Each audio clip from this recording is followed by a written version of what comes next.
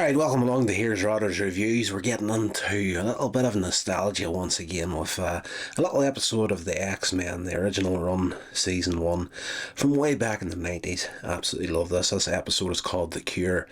And fairly simple storyline in this one. We get a couple of new characters in this. We've got Angel at the beginning of it with his girlfriend, and they're talking about this Dr. Adler.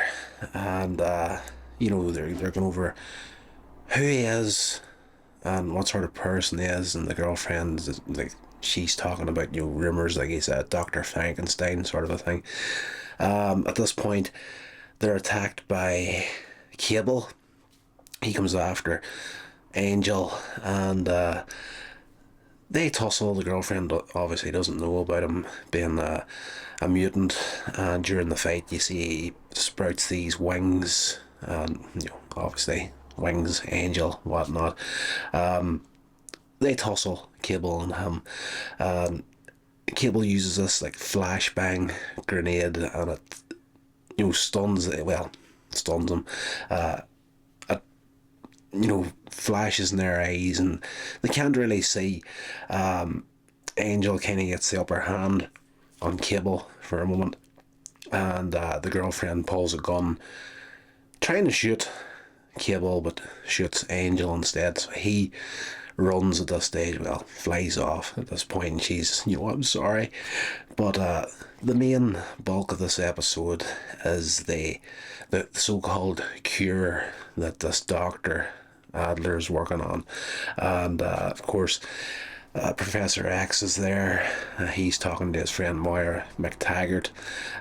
One of the cheesiest Scottish accents ever. When I say cheesy, it's cheesy to the point where it's like, this could be kind of offensive to a Scottish person, but at the same time, as cheesy as it wasn't that far off the mark either. But he's trying to gain access to this doctor, and he's more or less refusing. So Professor X is finding out all he can from Moira, not getting access to the doctor, but reports his findings back to the rest of the X-Men. At this point, they're all back at the mansion, rebuilding it after its destruction by Juggernaut, and fighting amongst themselves as usual. In particular, Wolverine and Gambit, they're at each other's throats.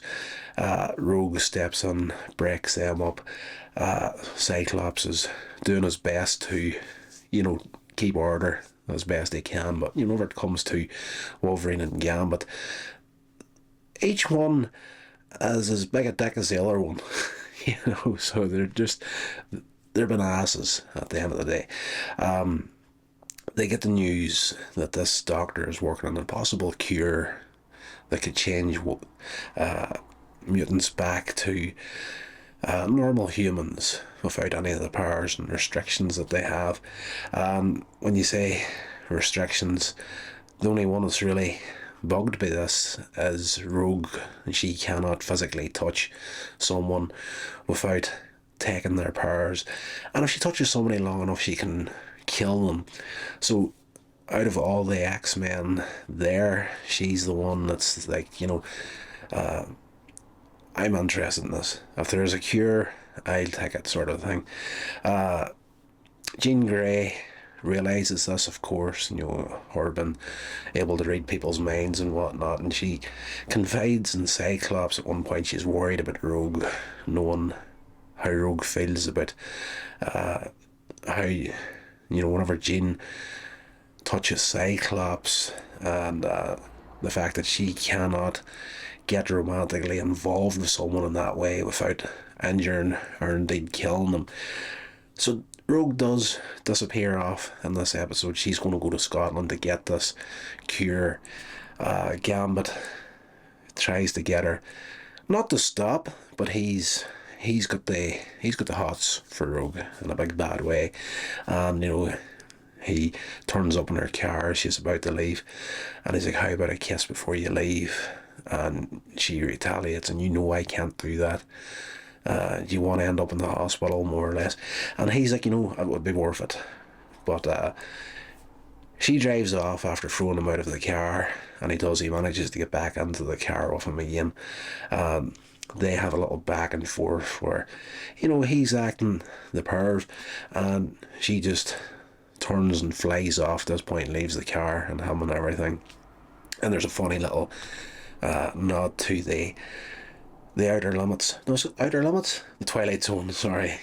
The Twilight Zone episode gets a little bit of a nod in this episode of X-Men here, where she jumps up onto the wing of an airplane that's heading across towards Scotland, and there's a guy inside the plane, sees her sitting in the wing, and of course he's calling the stewardess over, and there's something out here, sort of a thing. But by the time the stewardess goes to look out, Rogue has gone off the wing again, and you see her, the stewardess, inside the plane, like laughing at the guy, and the plane goes off on its merry way. At this point, Rogue ends up at Muir Island on Scotland, where the research facility that this doctor has located. She does get down there to a little bar where she comes across Pyro and Avalanche, two of the bad mutants in the series. They're waiting for Mystique. They're hoping to meet her there. They don't really give away what they're looking for at this point, but they do have a tussle with Rogue in this episode, come off worse for wear for it.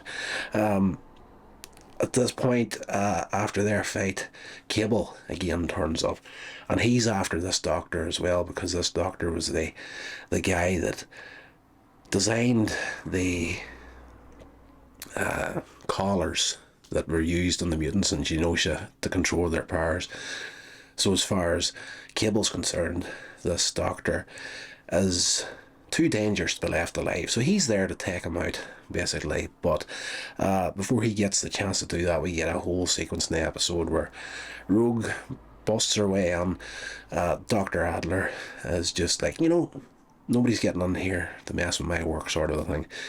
But she doesn't take no for an answer, unlike Professor X. He's hanging about, just having a little holiday to himself, hoping to get in contact with this doctor, whereas Rogue wants the cure, and she busts her way into the research facility and asks for the cure, and the doctor tells her, well, go away, think about it, come back in an hour, and we'll sort you out. At this point, we meet Apocalypse. He's in there, and he's behind this whole thing, and the doctor is actually, spoilers, the doctor is actually Mystique, and one of her other disguises. The doctor, they don't so much say it in the episode, but they allude to the fact that the doctor was very much a real person until he met Apocalypse. So I'm assuming at this point, and again, as I said in prior episodes, watch this series in the 90s, early 90s when it originally came out. This is my first time watching it again at age 45. So yeah, there's a lot of stuff in here that's familiar to me, but it's like watching it for the first time again. We realise that Apocalypse and Mystique aren't working on a cure, but they're working on a way of controlling all their mutants for plans that Apocalypse has. Eventually,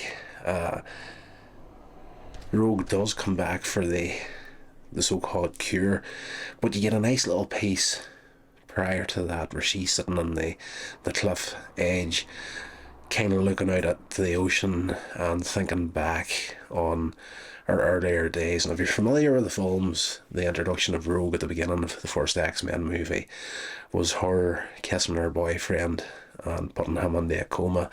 You get a similar flashback in this episode where her and Cody Robbins dating as young teenagers, and obviously this is just as her powers are starting to actually come out, and he kisses her and ends up getting knocked unconscious and whatnot.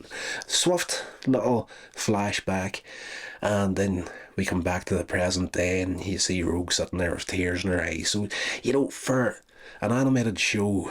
There's a lot of aspects in it as far as, human experience goes. It's tastefully done. So it's a very grown up show that was on back in the day, an afternoon kids television, and it's like you would get the most childish episode of something aimed at like small children, and then the X-Men would come on and just beat you around the face with a little bit of reality on there as well.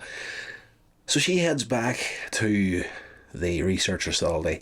They're going to put her through whatever they're going to do to her, but it's not a cure. Just as that's about to happen, again, Pyro and Avalanche turn up, destroy the place, and take the doctor away, not realising that this is actually Mystique. When they do realise it, she's like, you fools and whatnot, and she's like, you mess up our plans. Apocalypse isn't going to be happy, he's my master, sort of thing. They don't seem to know who he is, but all hell breaks loose at the end of the episode whenever Rogue catches up with him, and she's still under the impression that this is the actual real doctor and there is a cure, and she's fighting the two of them off, trying to save the doctor. Cable shows up one more time. He wants to kill the doctor, and the fight between Rogue and Pyro and Avalanche, she takes him out in fairly quick order. Kind of comes up against the wall with Cable, but at the end of the episode, just as Cable's about to kill the doctor, Mystique reveals who she really is to him, but at this point the rest of the X-Men turn up. She changes back into the doctor again, and of course the final fight in the episode is really Jean Grey and Cyclops against Cable, and they manage to knock him off the cliff, assuming he's dead at the end of the episode because they can't see where he landed. Jean Grey also falls, but she's saved by Rogue, and she's so thankful that Rogue saved her. You don't know what this means to me, sort of thing. And at the end of the episode, they're back in the research facility, and the doctor is there, Doctor Slash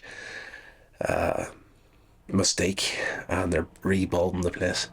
The doctor Slash Mystique is asking Rogue, you still want to go through with this? She's changed her mind at this point, and she's like, you know what, there's no cure for being who you are, sort of thing. At the end of the episode, she flies up to leave and bumps into this guy. Angel was seen at the beginning of the episode, and he's asking, how can you fly without wings? She's like, I don't know, I just do. And he's like, you're so lucky. So Rogue has accepted herself by the end of the episode as, this is what it is, I am what I am, and we'll just have to live with it. Angel goes to the doctor at the end of the episode, and he's comes from a millionaire background. He's got a lot of finance, it seems, in this project, thinking that it's a cure, but it's a plan by Apocalypse. So we kind of close out the episode at that point, but it's a very, very good episode.